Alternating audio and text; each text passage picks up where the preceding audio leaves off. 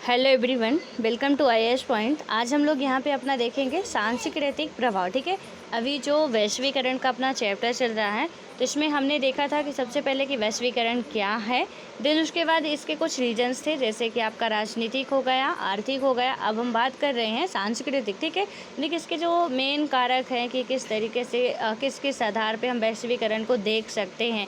Because हमने इसकी definition में ही बात की थी कि भाई एक मुद्दा को लेके वैश्वीकरण को हम नहीं चल सकते हैं। ठीक है, या तो आप बात करें कि सिर्फ आर्थिक मुद्दा ले ले, हाँ ये है कि इसका थोड़ा ज़्यादा इम्पोर्टेंस रहती है, बट सिर्फ यही है 110% ऐसा बिल्कुल भी नहीं है। ठीक है, उसके बाद हम बात करें राजनीतिक, तो सिर्फ राजनीतिक नहीं है यहाँ पे, यानी कि आप सीधे से बात कर सकते हो कि हर एक का मिला जुला मिश्रण आप कह सकते हो कि हम हर तरीके से अपना आदान प्रदान करते हैं, चाहे वो हमारे पड़ोसी राज्य हों चाहे पड़ोसी राष्ट्र हों। ठीक है, अब यहाँ पे देखिए कि क्या हो रहा है। राज्य की अभी मैंने बात की ना, पड़ोसी राज्य, तो हम अंदर अपने यहाँ भी देखिए कि एमपी का कल्चर कुछ अलग है, भले ही एक ही राष्ट्र में रह रहे हैं, और यूपी का कुछ अलग है। आप वहीं दक्षिण भारत में जाते हो तो कुछ अलग आपको देखने को मिलता है, वहीं आप उत्तर भारत में जाओगे तो आपको कुछ अलग ही तरीके का देखने को मिलेगा। लेकिन क्या है कि लोग एक दूसरे इधर उधर आते जाते रहते हैं, और इससे पूरा आपको समझ में आता है किस तरीके से वहाँ का कल्चर यहाँ पे, यहाँ का कल्चर वहाँ पे, सारा मिक्स होता रहता है। ठीक है,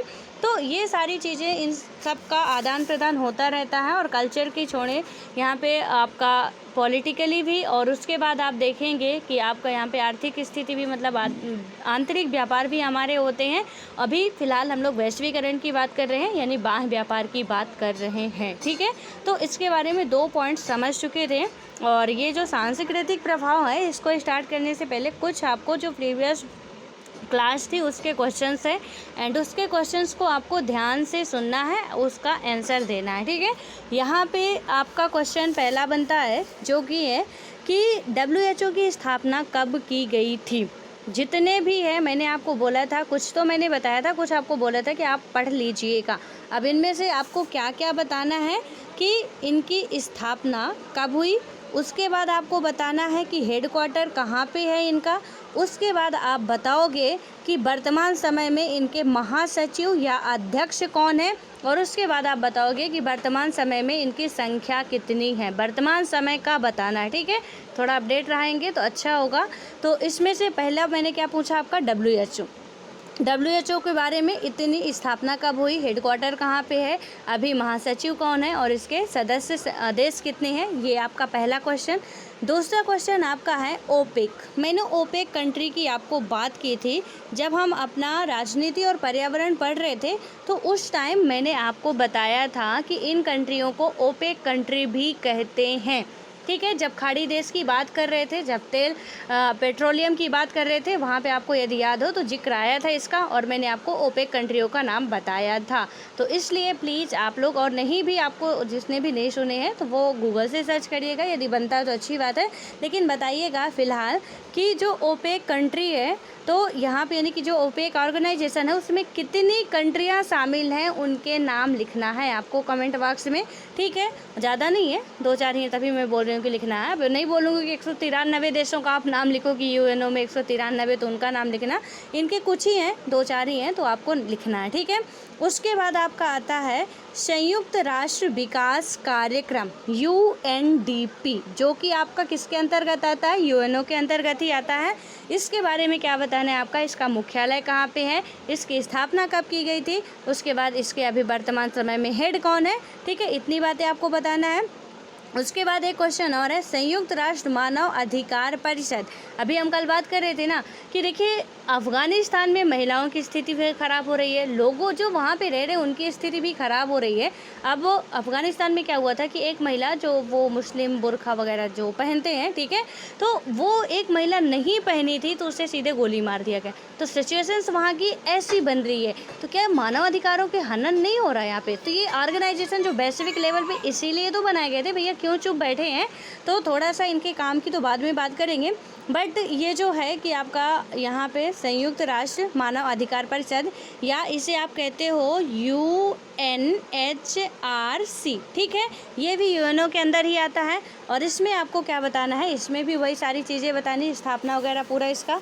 अब आता है एक और आता है विश्व व्यापार संगठन WTO, जो कि मैंने आपको बताया था कि गेट के स्थान पर हमने विश्व व्यापार संगठन की स्थापना कर दी थी, क्योंकि जब ब्रिटेन वुड्स सम्मेलन हुआ था उस टाइम पे आपको पता होगा, इस सम्मेलन, जैसे ये सम्मेलन का नाम आए ना, आपके दिमाग में बिल्कुल क्लिक करना चाहिए कि बात कहाँ की हो रही है, ठीक है।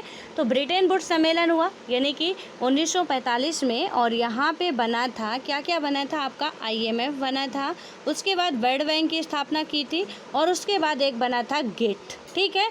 तो ये था ब्रिटेन वुड्स सम्मेलन के तहत। लेकिन गेट का जो नया फॉर्मेशन हुआ उसी को आगे थोड़ा अपडेट करते हुए उसका नेम भी चेंज कर दिया गया, और यहाँ पे नेम क्या रखा गया उसका, WTO। तो इसके बारे में आपको बताना है कि इसका संगठन कहाँ पे है, मतलब कि इसका जो मुख्य हेडक्वार्टर है कहाँ पे है, स्थापना कब हुई थी, और इसके, क्योंकि मैंने गेट की स्थापना 1945 बताई, ध्यान रखिएगा कि ब्रिटेन वुड्स सम्मेलन के तहत किसकी स्थापना हुई थी, IMF, वर्ल्ड बैंक और गेट।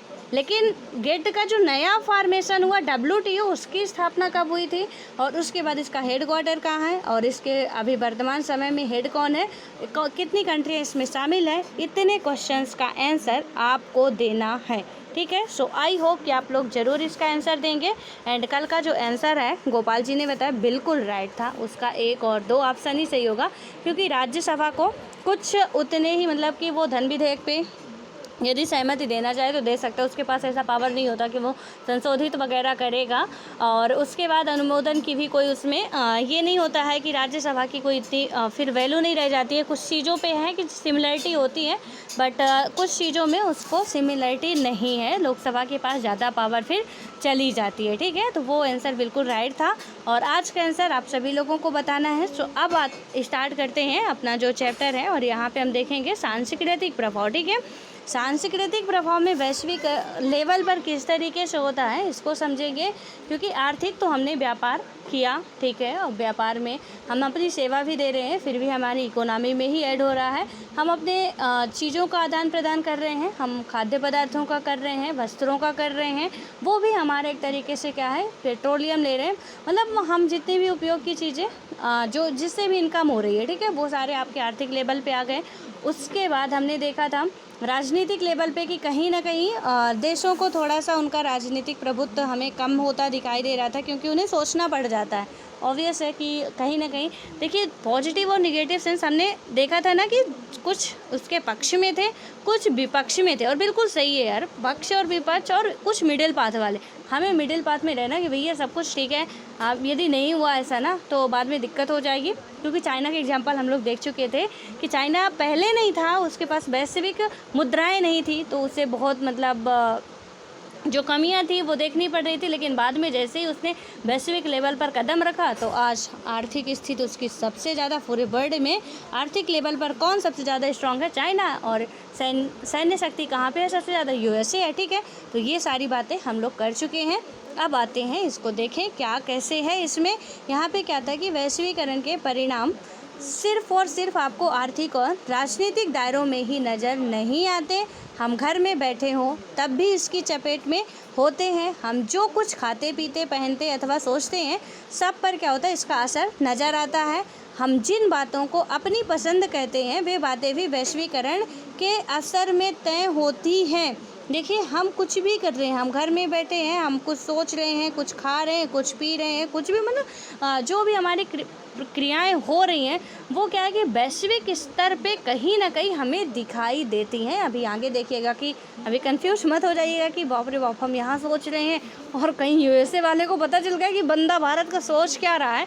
अभी आप देखेंगे कि पता कैसे चलेगा और किस तरीके से उसका लिंक है कि वैश्विक लेवल पर आएगा।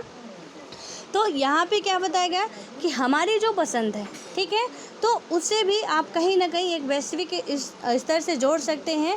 और वैश्वीकरण के सांस्कृतिक प्रभावों को देखते हुए इस भय को बल मिला है कि यह प्रक्रिया विश्व की सांस्कृतियों को खतरा पहुंचाएगी, ठीक है। और यहाँ पे क्या होगा कि वैश्वीकरण से ये होता है, क्योंकि वैश्वीकरण क्या होती है कि सांस्कृतिक समरूपता ले आता है। जो आपका वैश्वीकरण होता है या ग्लोबलाइजेशन होता है, वो क्या करता है कि सांस्कृतिक समरूपता कहीं ना कहीं पैदा कर देता है, ठीक है। मान लीजिए कि कोई आप इंडिया के हो, ठीक है, इंडिया से आप कहाँ जाते हो कि आप इंडिया के किसी राष्ट्र से हो या किसी राज्य से हो, कहाँ मतलब कौन से राज्य से, आप असम से हो, ठीक है। आप जाते हो चाइना आप गए, और चाइना में क्या हो रहा है, थोड़ा वहाँ से नज़दीक पड़ेगा इसलिए मैंने बोला, तो असम से आप जा रहे हो चीन, ठीक है। अब चीन जाके आप क्या कर रहे हो, वहाँ के लोगों का जो भी कल्चर है, ठीक है, वहाँ आप रह जाते हो, वहाँ अपने वैवाहिक संबंध बनाते हो। आप थे इंडिया के, आपका कल्चर कुछ दूसरा था, आपका सोचने का नज़रिया कुछ दूसरा था, उनका कुछ दूसरा है। अब क्या हुआ कि आपका वो मिक्स हुआ, ठीक है। और आपसे जो संतान उत्पन्न हुई वो तो मतलब एक चाइना के पापा जी हैं और इंडिया की मम्मी जी हैं, या इंडिया के पापा चाइना की मम्मी, ठीक है। तो इससे क्या हुआ कि बच्चा जो होगा तो उसका तो मिश्रण ही बनेगा ना, तो वो बेचारा मतलब चाइना का भी थोड़ा सा उस पर आएगा, इफ़ेक्ट आएगा, यहाँ का भी आएगा, यानी हमारी संस्कृतियों का आदान प्रदान होगा। आप मान लीजिए कि चलिए अपने ही देश में हम यदि एग्जांपल लें कि एक हिंदू है, एक मुस्लिम है, ठीक है। हम दोनों क्या कर रहे हैं कि हिंदू और मुस्लिम मिलके शादी कर ले रहे हैं। अब उनका जब मैरिज हो जा रही है, उसके बाद क्या होगा कि अब ऐसा तो नहीं है कि आज के ज़माने में तो बिल्कुल भी नहीं है कि क्या करे कि हस्बैंड कहे कि भैया धर्म परिवर्तन करो, ऐसा करो वैसा करो।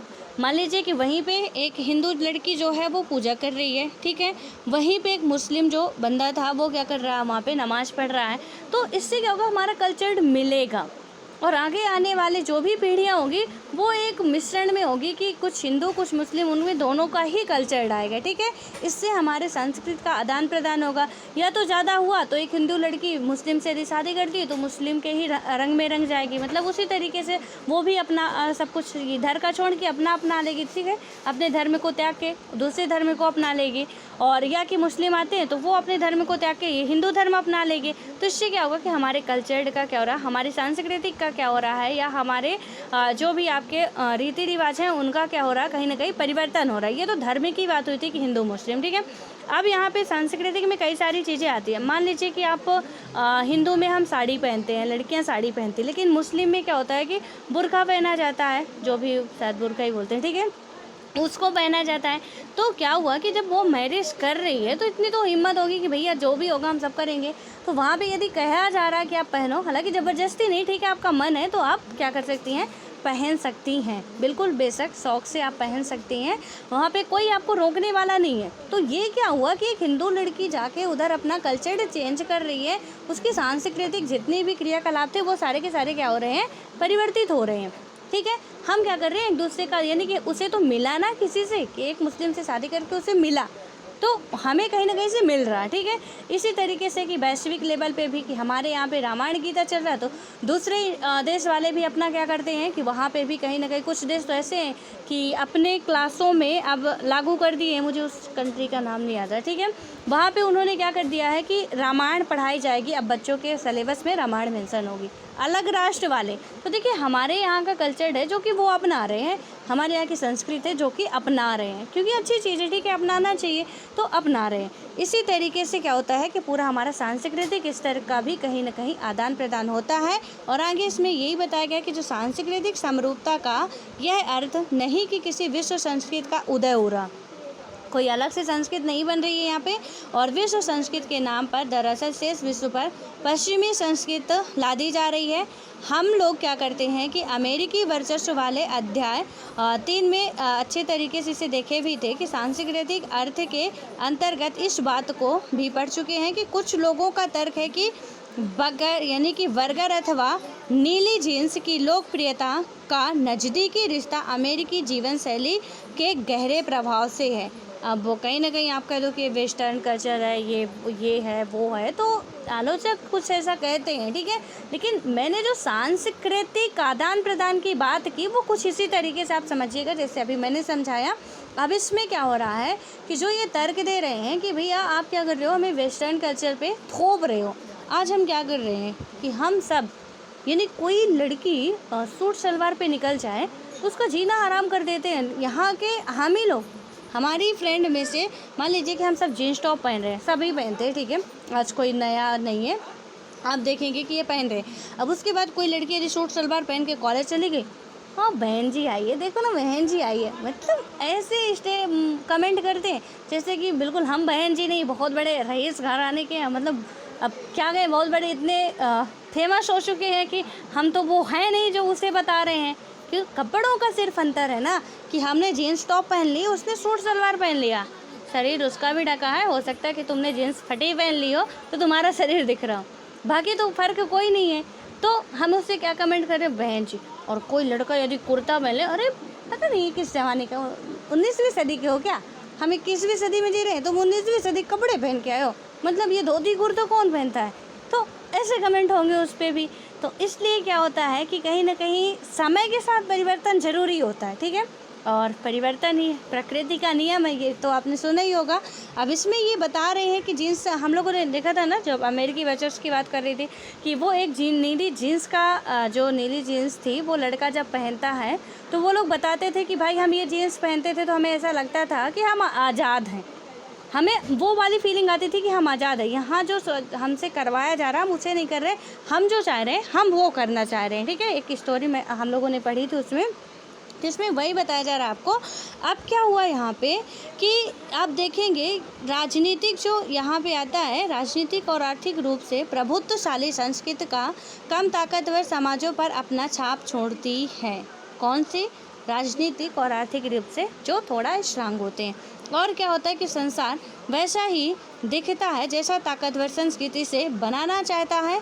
और क्या होता है कि यह तर्क देते हैं वे अक्सर दुनिया के मैकडोनाल्डीकरण, ठीक है, इसे क्या बोला जाता है कि वो तर्क क्या देंगे, मैकडोनाल्डीकरण, ठीक है। अब इसके बाद क्या होता है कि तरफ इशारा करते हैं और उनका मानना है कि विभिन्न संस्कृतियां अब अपने को प्रभुत्वशाली अमेरिकी ढर्रे पर ढालने लगी हैं। और चूंकि इससे क्या हो गया है कि पूरे विश्व की समृद्धि सांस्कृतिक धरोहर धीरे धीरे खत्म होती है, इसलिए यह केवल गरीब देशों के लिए ही नहीं बल्कि समूची मानवता के लिए खतरनाक है। ये बहुत अच्छी बात कही गई यहाँ पे कि आज कहीं ना कहीं बिल्कुल सही बात है। हमारे पास खाने को रोटी ना हो, लेकिन हम लोग क्या करते हैं, अमीरों की नकल बहुत करते हैं। हम देखते हैं कि आज इस हीरोइन ने ये कपड़े पहने हैं, भैया उनके पास बहुत पैसा है, लेकिन हमने देखा कि इसने इतने से कपड़े पहने हैं, इतनी इतनी क्रीम लगाई है। सब पैसा घर में बिल्कुल ना होकर कर्ज ही लेना पड़े, लेकिन हम ये वाले कपड़े तो खरीद के रहेंगे चाहे कुछ भी हो जाए। ये है हमारा क्या, यहाँ पे दूसरे देश में मत जाइए, खुद पे सोचिए कि आजकल हमारी जो डिमांड है ना कुछ इस तरीके की हो गई है, दिखावटी वाली, पूरा दिखावटी की। हमें यहाँ पे हमने देखा कि ये लोग ऐसे कपड़े पहने तो हमें भी पहनना चाहिए। हमने ये नहीं देखा कि उनके पॉकेट में कम से कम नहीं तो करोड़ों रुपए हैं, हमारे पॉकेट में कम से कम होंगे तो 100-200 रुपये होंगे, हम उतनी बड़ी इच्छा पालें ही ना। और वो सिर्फ मनोरंजन कर रहे हैं, हम उनकी इतनी जो बहुत ग्लैमर वाली दुनिया देखते हैं, कहीं ना कहीं उनकी भी ज़िंदगी ऐसे ही होती है, ठीक है। लेकिन हम लोग क्या करते हैं, बस उस पर मतलब ठीक है कि चलो। और आजकल आपको पता ही है कि आपके सिनेमा वाले या सीरियल वाले जितने भी आते हैं वो किस तरीके का दिखाते हैं, इतना हाई फाई वाला दिखाते हैं कि हमारे देश में गरीब तो है ही। तो ये सारी सिचुएशंस हमारी क्या है, थोड़ा ख़राब होती जा रही। आज देखिए होली, दीपावली, दशहरा हम कितने अच्छे तरीके से पहले मनाते थे। आज कुछ लोगों को पता ही नहीं है कि हो क्या रहा। अभी त्योहारों का सीज़न आ रहा है, ठीक है। अब यहाँ पे क्या होगा, हम लोग कहते हैं अरे मतलब क्या बेवकूफ़ों वाली हरकत कर रहे हो, कोई होली खेलता है ऐसे रंग लगाता है, मतलब ठीक है थोड़ा सा आप गुलाल लगा लो, उसके बाद तो नहीं। पहले तो होली खेली जाती थी भैया, कीचड़ भी लगा दो, रंग भी लगा दो, पता नहीं क्या क्या लगा दिया जाता था, बड़े मज़े से खेलते थे। आज वो सारे कल्चर, अब किसी के पास जाओ रंग लगाने, अरे मेरे को मत लगाना फेस ख़राब हो जाएगा, मेरे को मत छूना फेस ख़राब हो जाएगा, कपड़े ख़राब हो जाएंगे। कोई त्यौहार नहीं मनाना चाह रहा है। यही पूरे त्योहारों की हम बहुत से ऐसे कल्चर हैं, डांस हो गए जितने भी हैं। अभी हम लोग क्या कर रहे हैं, रैप सॉन्ग सुन रहे हैं, ठीक है। और उसके बाद सॉन्ग डांस भी आपके होते हैं, रिमिक्स सॉन्ग हो गए। अब वैसे वो बात कर रहे हैं कि गा रहे हैं, कुछ समझ में आता नहीं है, ठीक है। हालांकि अच्छे लगते हैं, मुझे भी अच्छे लगते हैं, ऐसी बात नहीं है। क्योंकि अब हम लोग वही सुन सुन के अब बढ़ रहे हैं, तो अब वही ऑब्वियस है कि अच्छे लगेंगे।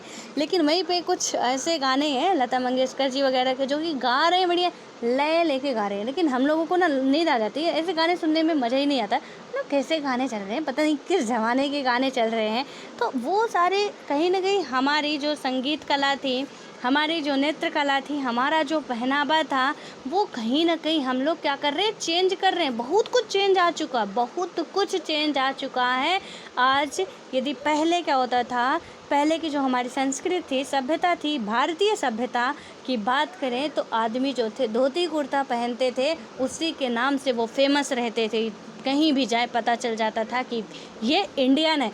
औरतें क्या पहनती थी, साड़ी पहनती थी। लेकिन हाँ, शादी होने के बाद भी हम लोग कहते हैं कि ऐसा है, वैसा है, इधर है, मतलब पता नहीं दुनिया भर का देंगे दलीलें, और उसके बाद बढ़िया सा सूट सलवार या जीन्स टॉप, ठीक है।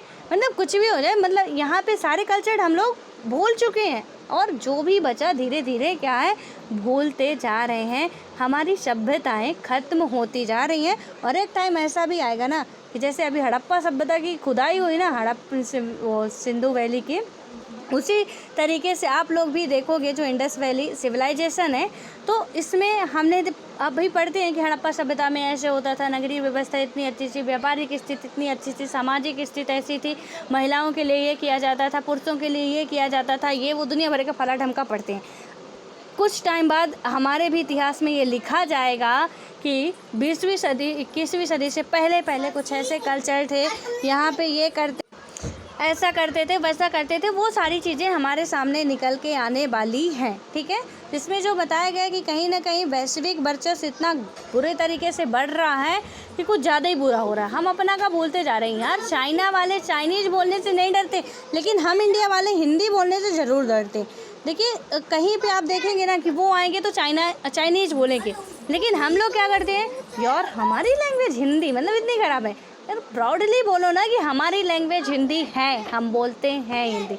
लेकिन नहीं, हम लोग क्या करते हैं, उससे बोलने में हमें शर्म आती है कि कहीं भी जाएंगे, ठीक है एक बातचीत की भाषा है और उसे हमें सीखना चाहिए। ऐसा नहीं कहते कि सीखना ही नहीं चाहिए, बट अपनी भाषा को, जो हमारी मदर टंग्स है, उससे हम लोग क्या करें, नज़रअंदाज करें। ये कहीं ना कहीं हम लोग क्या कर रहे हैं, अपने ही कल्चर को ख़राब कर रहे हैं।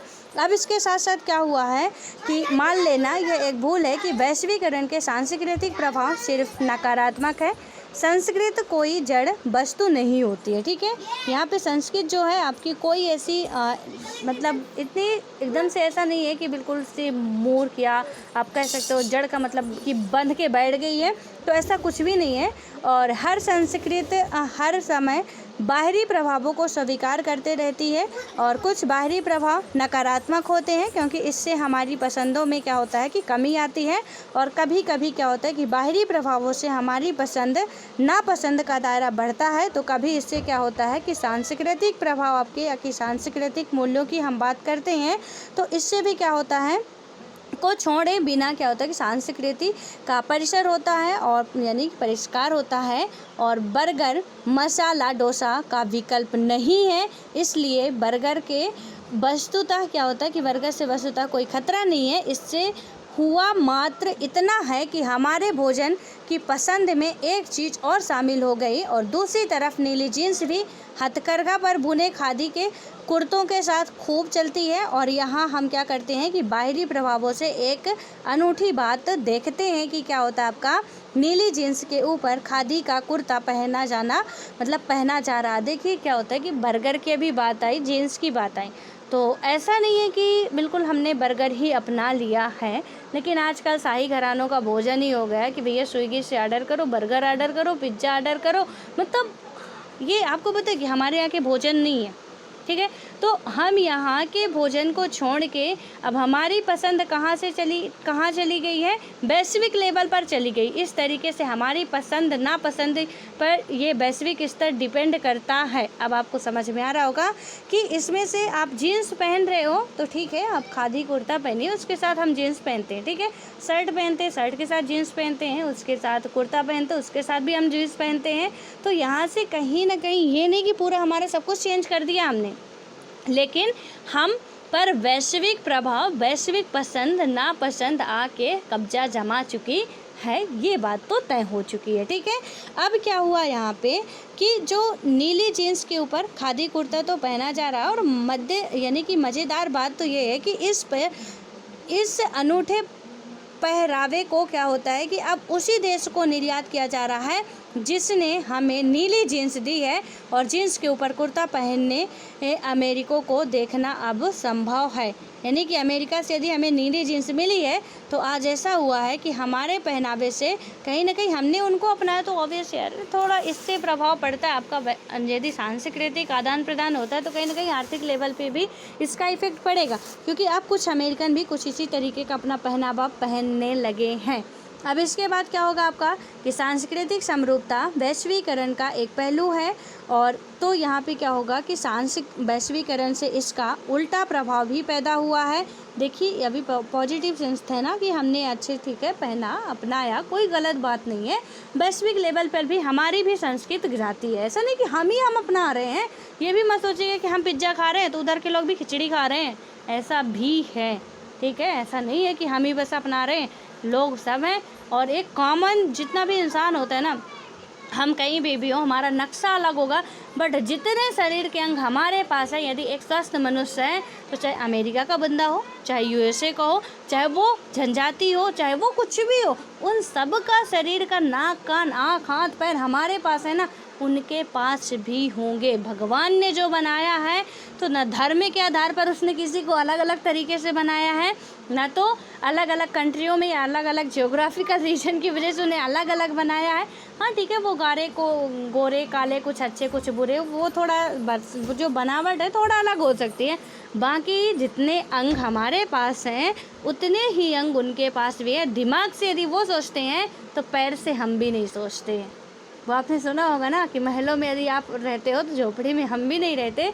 तो बात वही है कि दिमाग से यदि वो सोचते हैं तो पैरों से हम भी नहीं सोचते, हम भी दिमाग से सोचते हैं। आप देखिए कि हम लोग कहते हैं यार हिंदी बोलना बड़ा खतरनाक, अभी मैंने हिंदी का एग्जाम्पल दिया ना, लेकिन सोचिए कि उनके पास भी ब्रेन है, हमारे पास भी ब्रेन है, ठीक है। ब्रेन का इस्तेमाल वो भी कर रहे हैं, ब्रेन का इस्तेमाल हम भी कर रहे हैं। उनके शारीरिक बनावट में कोई अंतर नहीं है। जियोग्राफिकल रीजन की वजह से कोई काला हो गया, कोई गोरा हो गया, ये मैटर नहीं करता। कोई अच्छा हो गया थोड़ा सा, कोई बुरा हो गया, ठीक है। लेकिन मैटर तो ये करता है ना कि जितना हमारे पास है उतना ही उनके पास है। भगवान ने कोई भेदभाव नहीं किया है। और यहाँ पे हम लोग पता नहीं क्या क्या बवाल बना के बैठे हैं। इसके बाद क्या हुआ यहाँ पे कि जो इसका वैश्वीकरण से इसका कुछ उल्टा असर पड़ा, पॉजिटिव के बाद निगेटिव भी हमें पड़ेगा। और इससे क्या हुआ है कि ग्लोबलाइजेशन से हर कल्चर्स कहीं ना कहीं आपके ज़्यादा अलग और विशिष्ट होते जा रही है, और इस प्रक्रिया को सांस्कृतिक विभिन्नीकरण कहते हैं। और इसका मतलब क्या हुआ कि यह नहीं कि संस्कृतियों के मेल जोल में क्या हो कि उनकी ताकत का सवाल गौण, यानी कि इसका मतलब क्या हो, नगण्य हो, ठीक है, यानी कि जीरो, न्यूट्रल आप कह सकते हो। और परंतु क्या होगा कि इस बात पर भी ध्यान देना चाहिए हमें कि सांस्कृतिक प्रभाव एक तरफा नहीं होता है। हमें क्या करना चाहिए, ये बात भी बिल्कुल ध्यान में रखनी चाहिए कि जो आपका सांस्कृतिक प्रभाव है कहीं ना कहीं वो एक तरफा आपको नहीं मिलता है। अब देखिए कि भारत और वैश्वीकरण की भी बात कर ही लेते हैं। इसमें क्या क्या है, इंडिया और वैश्वीकरण को आप देखेंगे तो हमने जो पहले ही सारा किया था, यहाँ पे चैप्टर पे ही पहले ही बता दिया गया था कि दुनिया के विभिन्न भागों में वैश्वीकरण इतिहास के विभिन्न कालावधियों में पहले से ही हो चुका है, ठीक है, पहले से ही था, आज कोई नई बात नहीं है। और यहाँ पे क्या हुआ है कि विभिन्न आपके जो भी टाइम पीरियड्स थे उनमें हमने देखा, और पूंजी, वस्तु, विचार और लोगों की आवाजाही का भारतीय इतिहास कई सदियों तक रहा है। आपको याद हो, थोड़ा माइंड में जोर डालिए, 6 क्लास की एनसीईआरटी में हमने कुछ ऐसी बातें पढ़ी थी, लद्दाख का एग्जाम्पल और केरल का एग्जाम्पल। वहाँ पे देखा था किस तरीके से तिब्बती आते हैं, बौद्ध धर्म का कैसे उदय होता, कैसे चाइनीज आके यहाँ पे क्या करते हैं, ये हमने देखा था। किस तरीके से ईसाई आते हैं, हमारे यहाँ पे ईसाइयत को जन्म देते हैं। ये सारी चीज़ें हम लोग 6 क्लास में पढ़े थे, ठीक है। अब यहाँ पे यही बताया जा रहा है कि कोई आज की बात नहीं है। और वैश्विक दौर में क्या हुआ कि ब्रिटेन के साम्राज्यवादी मंसूबों के परिणाम स्वरूप भारत आधारभूत वस्तुओं और कच्चे माल का निर्यातक तथा बने बनाए सामानों का क्या है, आयातक देश था।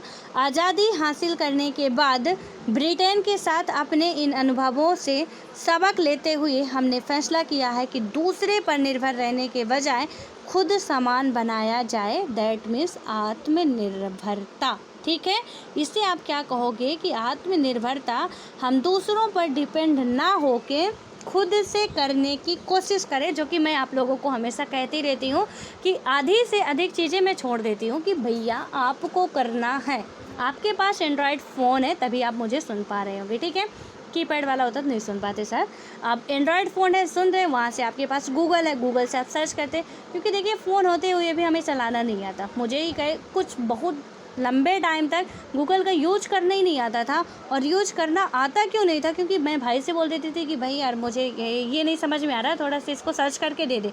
अब वो क्या करता था, मुझे सर्च करके दे देता था, मेरे को इतनी मेहनत करनी नहीं पड़ती थी। अब बना बनाया तो माल मिल रहा था मुझे बाद में समझ में आया ना कि अब भाई बहन में तो इतना प्यार रहता नहीं है, ठीक है। अब मुझे बाद में समझ में आया कि ये तो काम गड़बड़ है भैया, इसके तो नखरे चौथे आसमान पे जा रहे हैं, अपने से काम करना होगा। और तब मुझे गूगल का यूज़ करना सीखना पड़ा कि भैया आप यूपीएससी के लिए यदि इसे यूज करना बहुत काम की चीज़ है। और कैसे यूज करें हम अपने फ़ोन का, और आप बेशक कर सकते हैं, अदरवाइज आप किसी के सहारे में रहेंगे तो कभी नहीं कर पाएंगे। यहाँ पे भी हम लोगों ने जब अंग्रेज़ों से आज़ाद हुए तो यही सोचा कि अब हमें क्या करना है कि हमें खुद की यहाँ पे सारी चीज़ें अपना उत्पादित करना है। और कहीं से मतलब ज़्यादा चीज़ें हमें आयात नहीं करनी है, ठीक है। अब देखिए कि होता क्या है यहाँ पे कि औपनिवेशिक दौर में ब्रिटेन के जो भी आपके साम्राज्यवादी मंसूबे वगैरह थे, यहाँ पे बने बनाए सामानों का आयातक देश था और इससे कच्चे मालों का क्या था, निर्यातक देश था। हमारा देश कच्चा माल देता था, कपास जाता था यहाँ से, कपड़े बन के मशीनीकरण हो गया था। तो वहाँ से आते हैं, इतिहास पढ़ेंगे आप तो देखेंगे कि हमारा एक अंग्रेज़ों को भगाने का बहुत बड़ा कारण कई सारे थे यार। कि वहाँ पे हम यहाँ पे जो भी अपना कुटीर उद्योग वगैरह चला रहे थे कि कपास वगैरह किसी तरीके से कपड़े बना रहे थे, हाथों से बनाने में बहुत टाइम लगता था। और ये बुद्धिमान साहब निकले, वो क्या किए कि ले जा गए, कहाँ ले गए, यहाँ से ब्रिटेन ले गए। ब्रिटेन से बढ़िया अच्छे मशीनीकरण के तहत अच्छे कपड़े बना के लाते हैं और उसके बाद क्या करते हैं, यहाँ पे बेचते हैं दोगुने। यहाँ से हमारे 10 रुपये पे कपास लेके गए, 100 रुपये पे कपड़े बेच रहे, हम ही को बेच रहे उल्टा ला के, ठीक है। तो इससे क्या हुआ कि हमें हमारा पूरा व्यापार जो था बंद हो गया, क्योंकि लोग जो पहनते थे उनकी पसंद चेंज होती गई, क्योंकि वो ऑब्वियस था कि हाथों से बनाई गई चीज़ों से वो अच्छे थे, मशीनों से बने हुए कपड़े, तो लोग उनको पसंद करने लगे। कई बार आपने देखा होगा स्वदेशी आंदोलन वगैरह में वस्त्र वगैरह जलाए जा रहे थे, क्यों? क्योंकि विदेशी वस्त्रों का हम बहिष्कार कर रहे थे, विदेशी चीज़ों का हम बहिष्कार कर रहे थे। तो जो वहाँ से आ रही थी, हमें उनका क्या करना था, समझ में आ चुका था कि भैया ये हमें अच्छा बना नहीं रहे हैं, बहुत अच्छे तरीके से बिगाड़ रहे हैं। अब क्या हुआ था कि यहाँ पे हमने देखा था कि जो ब्रिटेन के साथ अपने अनुभवों से सबक लेते हुए क्या किया कि हमने पूरा फैसला कर लिया था कि भैया अब हमें क्या करना है, सामान अपना यहाँ से बनाना है। हमने यह भी फैसला किया था कि दूसरे देशों की को निर्यात की अनुमति नहीं होगी, ताकि हमारे अपने उत्पाद चीज़ों को बनाना सीख सके।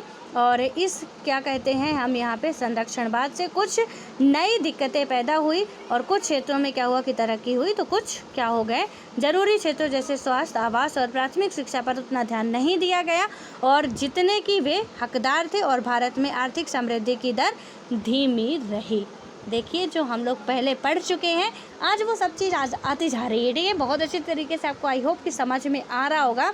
ये संरक्षण बात था, हमने कहा था कि भैया हम निर्यात नहीं करेंगे और हम आयात भी नहीं करेंगे। ना तो हम अपनी चीज़ बाहर भेजेंगे, ना तो हम वहाँ से चीज़ें लेंगे, और लेंगे भी तो अच्छा खासा टैक्स वगैरह लगाएंगे।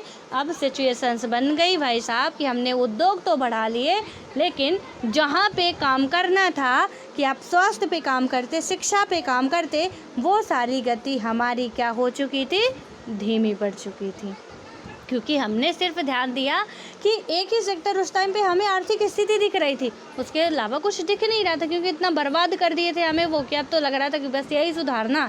और यही सुधारते सुधारते समझ में नहीं आया कि भैया बिना स्वास्थ्य जीवन के हम सुधार कैसे पाएंगे, बिना शिक्षा के हम आगे कैसे बढ़ पाएंगे। और तब गड़बड़ हो गई समस्या। अब क्या होता है कि यहाँ पे भारत में आर्थिक समृद्धि की दर हमारी क्या पड़ जाती है, धीमी पड़ जाती है। अब होता क्या है कि 1991 में वित्तीय संकट से उभरने और आर्थिक समृद्धि की ऊंची दर हासिल करने की हमने क्या कर ली इच्छा से भारत में क्या हुआ कि आर्थिक सुधारों की योजना शुरू हुई और इसके अंतर्गत विभिन्न क्षेत्रों पर आयात यानी कि यहाँ पे हम बात करें आयात बाधाएं हटाई गई और जो भी पहले लगाई गई थी ना वहाँ पे कि हम उनको जो भी प्रतिबंध हमारे लगे थे कि हम उन्हें क्या करेंगे कि बहुत ज़्यादा टैक्स वगैरह भी हम कल परसों ही बात किए थे कि 100% FDI की बात की थी किसने कि आप 100% ना करो, लेकिन आप इतना करो कि वैश्वीकरण अभी बढ़ रहे हैं ना, ग्लोबलाइजेशन की बात कर रहे हैं, तो भैया इतना करो कि विदेशी कंपनियां यहाँ पे आके स्थापित हो सके। अब पता चले कि जितने को वो आके यहाँ पे उनको प्रॉफिट नहीं हो रहा, उतने का आने जाने का आप टैक्स लगा दे रहे हो, तो इससे क्या होगा, या तो इतना बवाल है कि यहाँ से अपना लाइसेंस बनवाओ, यहाँ से वहाँ से वहाँ से वहाँ से मतलब 40 ऑफिस में जाओ, तो वो सोचते थे कि यार मतलब इस देश में व्यापार करना ही बेकार है। तो यहाँ से हमारी सिचुएशंस थोड़ा ख़राब होती गई।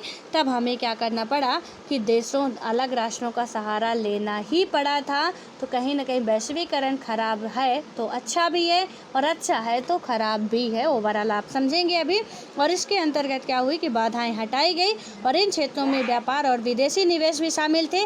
यह कहना जल्दबाजी होगी कि भारत के लिए यह सब कुछ अच्छा साबित हुआ, यानी कि ये सारी चीज़ें अच्छा साबित हुआ ये तो आप नहीं कह सकते हो, क्योंकि अंतिम कसौटी ऊंची वृद्धि दर नहीं बल्कि इस बात को सुनिश्चित करना है कि आर्थिक बढ़वार जो है के फ़ायदों में क्या हुआ कि सबका साझा हो ताकि हर कोई खुशहाल बने। क्योंकि हमने जो किया था, हम बाहर का सहारा क्यों लिए, क्योंकि एक यहाँ पे हमारा देश है तो कुछ यहाँ के लोग क्या हो गए, बहुत अमीर हो गए, ठीक है, लेकिन अब क्या हुआ कि यहाँ के लोग जो थे ये तो बहुत गरीब हो गए, कोई मतलब ही नहीं निकला, जो भी हम करना चाह रहे थे वो तो कर नहीं पाए। अब हम बाहर का सहारा लेते, अब बाहर का सहारा लेने में भी देखिए कितना कारगर हो पाते हैं। कहीं ना कहीं जो चाहिए था हमें फुलफ़िल करना था कि हमारे देश की जो सिचुएशंस है हर तरीके से बेहतर हो, ठीक है। अब क्या हुआ कि वैश्वीकरण का प्रतिरोध भी कुछ तरीके से हुआ है और यहाँ पे हम देख चुके भी हैं कि वैश्वीकरण एक बड़ा बहस वाला मुद्दा है, ठीक है। यहाँ पे इसको लेके बिल्कुल सही है कि बहस चलता ही रहता है, क्योंकि यदि इसके आप पक्ष में हो तो एक विपक्ष में होगा। कभी आप लोग तर्क वितर्क करिएगा, एक ऐसा नहीं कि लड़ जाइएगा, मतलब एक नॉर्मल कि कुछ उसके विपक्ष में बोलने के लिए हो, कुछ उसके पक्ष में बोलने के लिए, फिर देखिएगा क्या गजब की बहस होती है इसमें भी कि मतलब क्या आप इसकी तारीफ़ों के पुल बांधोगे तो दूसरा इसकी ऐसी बुराई करके लगेगा बस यही सच है, ये तो सच है ही नहीं। मतलब ऐसा कुछ होना चाहिए तो फिर मज़ा आता है यार कि पढ़े थे जो, तो क्या इंटरेस्टिंग टॉपिक था वो। अब समझ में आया कि वैश्वीकरण रियल में है क्या चीज़, इसका प्रतिरोध भी कैसे हो रहा है। यहाँ पे क्या हुआ कि इसकी आलोचना भी हो रही पूरी दुनिया में और वैश्वीकरण के आलोचकों का कई तर्क देते हैं ये लोग वही कि वामपंथी राजनीतिक रुझान मतलब रखने वालों का तर्क है कि मौजूदा वैश्वीकरण विश्वव्यापी पूंजीवाद की खास यानी कि एक खास अवस्था है जो धनिकों को और ज़्यादा धनी तथा इनकी संख्या में कमी और उसके बाद हम देखेंगे कि गरीबों को और ज़्यादा गरीब बनाती है और राज्य में कमज़ोर होने से गरीबों के हित की रक्षा करने की उसकी क्षमता में क्या होती है, आपकी कमी आती है। और वैश्वीकरण के दक्षिणपंथी आलोचक क्या करते हैं कि इसके राजनीतिक, आर्थिक और सांस्कृतिक प्रभावों को लेकर क्या है, चिंतित भी हैं। और ये क्या कहते हैं कि राजनीतिक अर्थों में उन्हें राज्य के कमज़ोर होने की चिंता सता रही है। तो वहीं पे आपको देखेंगे कि इन्हें क्या लगता है कि हमारा राजनीतिक स्थिति जो है कहीं ना कहीं कमज़ोर होगी और यहाँ पे क्या होगा कि कम से कम कुछ क्षेत्रों में आर्थिक आत्मनिर्भरता और संरक्षणवाद का दौर फिर कायम हो। और सांस्कृतिक संदर्भ में इनकी चिंता है कि परंपरागत संस्कृति की हानि होगी और लोग अपने सदियों पुराने जीवन मूल्यों तथा तौर तरीकों से क्या करेंगे कि हाथ धो बैठेंगे, जो कि अभी हमने बात की कि सांस्कृतिक स्तर पर कहीं ना कहीं हमारा जीवन शैली परिवर्तित हो रहा है और काफ़ी हद तक परिवर्तित हो चुका है। आज एक नए बच्चे से पूछा जाए कि यहाँ पे क्या कैसे हो रहा है, हमारा पहले कल्चर क्या था, तो उन्हें नहीं पता है। इनफैक्ट हमें और आपको भी इस एज में है 21, 22, 23 साल के जो भी हैं, उन्हें भी ये नहीं पता है कि पहले कितना कुछ होता था। आज हम यही जानते हैं कि भैया जीन्स टॉप पे ही हम अच्छे लगेंगे, हम सूट सलवार नहीं पहन पाएंगे। ठीक है, आज इस तरीके की सिचुएशंस बन चुकी है। अब क्या होता है कि यहाँ हम गौर करें कि वैश्वीकरण विरोधी आंदोलन भी विश्वव्यापी नेटवर्क में क्या है, भागीदारी। और इसमें आप देखेंगे कि जो इसका विश्व व्यापार नेटवर्क की भागीदारी करते हैं और अपने ऐसे क्या है मिलती जुलती सोच रखने वाले दूसरे देशों के लोगों से गठजोड़ करते हैं। वैश्वीकरण विरोधी बहुत से आंदोलन वैश्वीकरण की धारणा के विरोधी नहीं, बल्कि वैश्वीकरण के किसी खास कार्यक्रम के विरोधी हैं, जिसे वे साम्राज्यवाद का एक रूप मानते हैं। ठीक है, अब इसके बाद आप बात करें यहाँ पे कि 1999 में सिएटल में विश्व व्यापार संगठन की मंत्री स्तरीय बैठक हुई। किसकी? विश्व व्यापार संगठन, वर्ल्ड ट्रेड ऑर्गेनाइजेशन, WTO की। अब यहाँ पे क्या होता, 1999 में ये बैठक हुई थी। वैसे WTO की स्थापना 1995 में हुई थी, लेकिन इसकी बैठक जब होती है 1999 में। और यहाँ पे बात की गई कि क्या हुआ कि बड़े पैमाने पर जो भी विरोध प्रदर्शन हुए, आर्थिक रूप से ताकतवर देशों द्वारा व्यापार के क्या हुआ कि अनुचित तौर तरीकों के अपनाने के विरोध में ये प्रदर्शन हुए थे। और विरोधियों का क्या तर्क था कि उदीयमान वैश्विक आर्थिक व्यवस्था में विकासशील देशों के हितों को समुचित महत्व नहीं दिया गया है। ठीक है, तो इनमें क्या कहा गया है कि जो आप ये ठीक है कि वैश्वीकरण की आप बात कर रहे हो, ये वैश्वीकरण की बात सबसे मेजर आती कहाँ से? अभी हमने पढ़ा ना कि 1991 में हमने सुधार करने की कोशिश की थी, तो वो यही था, LPG ही था आपका, लिबरलाइजेशन, प्राइवेटाइजेशन और ग्लोबलाइजेशन है। तो इसमें से जो ग्लोबलाइजेशन है ना, वैश्वीकरण, यहीं पे आता है कि जब सुधार की बात की थी हमने, तो इसमें से एक आया था ग्लोबलाइजेशन, जिसको हम कल अच्छे से समझा चुके हैं आपको। आप कल का वीडियो देखिएगा, समझ में आ जाएगा। ठीक है, तो इसमें जब WTO की बैठक हुई, यहाँ पे क्या बताया गया, लोगों को क्या तर्क हुआ कि विकासशील देशों पे आप उतना अभी ध्यान दे ही नहीं रहे हो। तो इससे क्या हुआ कि ये भी सही था कि विकासशील देश जो गरीब है, गरीब ही होता जा रहा। कई बार UPSC पे क्वेश्चन पूछा गया, ये मेंस का ही, कि अमीर और गरीब होता जा रहा है। इसके तर्क या समालोचनात्मक विवेचना कीजिए, समालोचनात्मक तथ्य दीजिए। तो ये कुछ ऐसे क्वेश्चंस आपसे बनते रहते हैं। ठीक है, अब क्या हुआ कि नव उदारवादी वैश्वीकरण के विरोध का एक विश्वव्यापी मंच वर्ल्ड सोशल फोरम यानी कि WSF है। और इस मंच के तहत मानवाधिकार कार्यकर्ता, पर्यावरणवादी, मजदूर, युवा और महिला कार्यकर्ता एकजुट होकर क्या करते हैं, नव उदारवादी वैश्वीकरण का विरोध करते हैं। वर्ल्ड सोशल फोरम की पहली बैठक 2001 में ब्राज़ील के पोर्टो अल्गेरे में क्या हुई थी। और यहाँ पे उसके बाद 2004 में इसकी जो चौथी बैठक आपकी होती है मुंबई में हुई थी। और इसकी 7वीं बैठक नैरोबी यानी कि कीनिया में जनवरी 2007 में हुई थी। किसकी? WSF की बैठक हुई थी। ठीक है, उसके बाद क्या हुआ, भारत और वैश्वीकरण का भी प्रतिरोध देख लेते हैं। यहाँ पे क्या आता है कि वैश्वीकरण के प्रतिरोध को लेकर भारत के अनुभव क्या है, थोड़ा इसको समझते हैं। होता क्या कि सामाजिक आंदोलन से लोगों को अपने आस पड़ोस की दुनिया का समझने में मदद मिलती है। किससे? सामाजिक आंदोलन से। ठीक है, जो भी सामाजिक आंदोलन कई तरीके से चलाए जाते हैं, चाहे वो मजदूर चलाएं, महिलाएं चलाएं, मतलब कई तरीके के हो सकते हैं। ठीक है, उसके बाद क्या होता है कि लोगों को अपनी समस्याओं के हल तलाशने में भी समाजवादी आंदोलनों से मदद मिलती है। और भारत में क्या होता है कि वैश्वीकरण का विरोध कई हलकों से हो रहा है। और आर्थिक वैश्वीकरण के खिलाफ क्या होता है कि वामपंथी तेवर की आवाज़ें जो है राजनीतिक दलों की तरफ से उठी हैं। तो इंडियन सोशल फोरम जैसे मंचों से क्या हुआ, आपका इंडियन जो सोशल फोरम है, यहाँ कुछ ऐसे मंच है जहाँ से क्या हुआ कि औद्योगिक, श्रमिक और किसानों के संगठनों ने बहुराष्ट्रीय निगमों में प्रवेश का विरोध किया है। और कुछ वनस्पतियों मसलन नीम को क्या किया गया है कि अमेरिकी और यूरोपीय फर्मों ने क्या किया है कि पेटेंट कराने के प्रयास किए और इसका भी कड़ा विरोध हुआ है।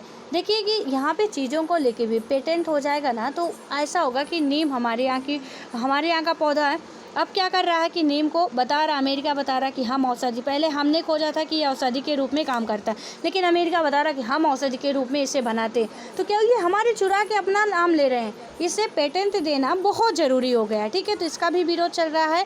और वैश्वीकरण का विरोध राजनीति के दक्षिणपंथी खेमों से भी हुआ है। किसका? दक्षिणपंथी खेमे से हुआ है।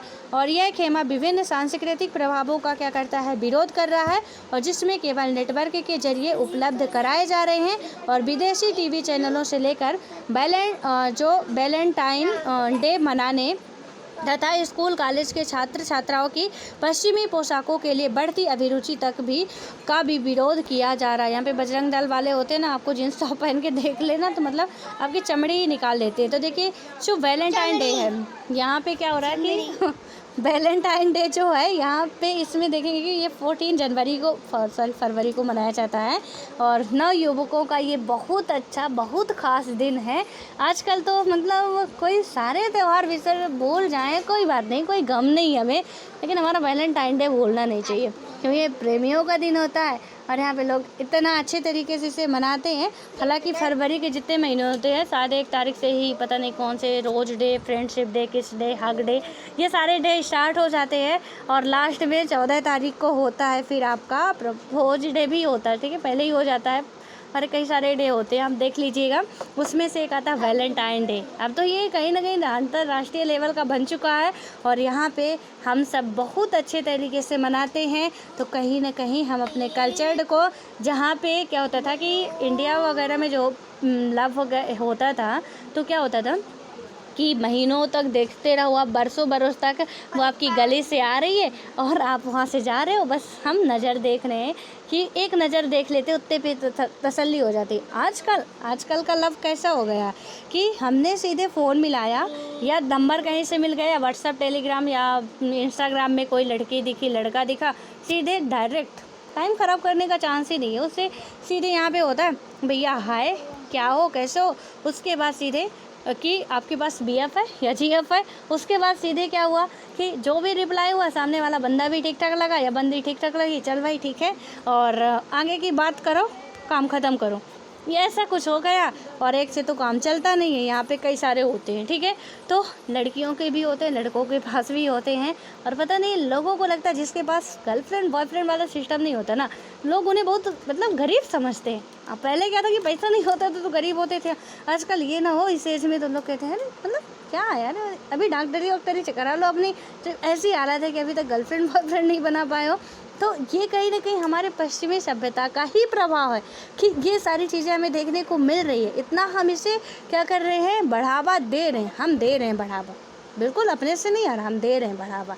तो यहाँ पे हमारा माइंड सेट ही ऐसा बनता जा रहा है। छोटे बच्चे का हो, आप कहीं पे डाल के देखेंगे ना, कभी आता है स्कूल क्लब, कहीं भी आता है कॉलेज क्लब, कभी आता है कि कहाँ का पता नहीं, मतलब गार्डन क्लब, पता नहीं क्या क्या आता है।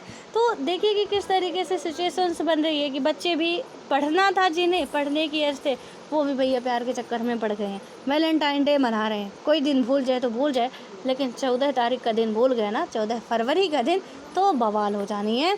उसके बाद हमारे पहनावों में भी काफ़ी अंतर आ चुका है, आप बिल्कुल बेशक देख रहे हैं, अपने ऊपर ही देख लीजिए किस तरीके से है। एंड यदि अभी जो मैं ये बात कर रही हूँ ना, प्लीज़ इसमें से आप लोगों को किसी को भी ऐसा लग रहा हो कि ये मैडम कैसा बोल रही हैं, तो बिल्कुल आप ऐसा मत सोचिएगा।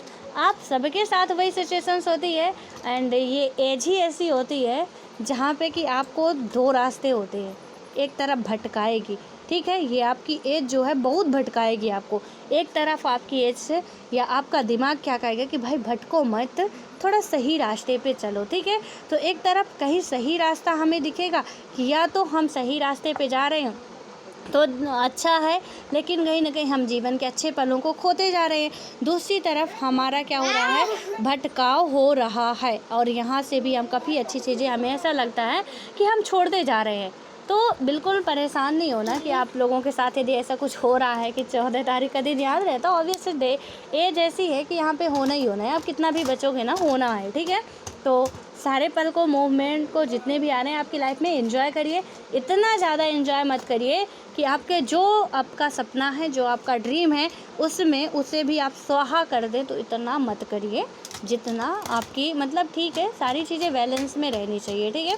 तो यहाँ से ना तो इतना ही वो बन जाना चाहिए हमें कि बिल्कुल ऐसा कुछ नहीं है, बहुत अच्छे हैं, या तो बिल्कुल भी बुरे नहीं बन जाना चाहिए, क्योंकि पढ़ाई के टाइम पे ऐसा कई लोगों के मन में डाउट रहता है, क्या करें क्या ना करें, मतलब ये करें, ये छोड़े, वो छोड़े। देखिए, हर चीज़ आप मैनेज कर सकते हैं, और यदि मैनेज नहीं कर सकते, यूपीएससी कर रहे हो तो मैनेज करना पड़ेगा हर चीज़ पे।